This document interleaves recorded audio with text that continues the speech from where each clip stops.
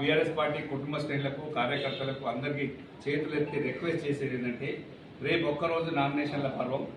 అందరు ఆసక్తి గల వాళ్ళందరూ కూడా నామినేషన్ చేసేసి బీఫామ్లు చివరి రోజు మేము ఇవ్వడం జరుగుతుంది. కేటీఆర్ గారు పంపడం జరుగుతుంది. కేసీఆర్ గారు కేటీఆర్ గారు పంపిస్తే మేము అందరికి బీఫామ్లు అందజేస్తాం. చివరి రోజు ఖచ్చితంగా పోరాటం చేయాలి, యుద్ధంలాగా చేయాలి, కష్టపడాలి, మన పార్టీని గెలిపించుకోవాలి, కారు గుర్తుపై ఓటేయమని చెప్పాలి, ప్రతి వీధి వీధి ఇల్లు ఇల్లు తిరగాలి. అందరం కూడా కష్టపడి ఇక్కడే ఉందాం.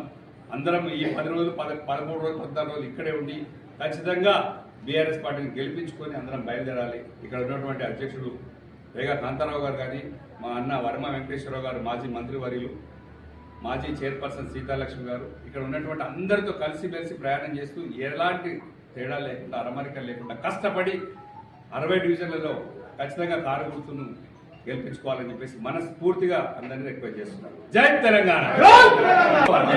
కేటీఆర్ గారి నాయకత్వం.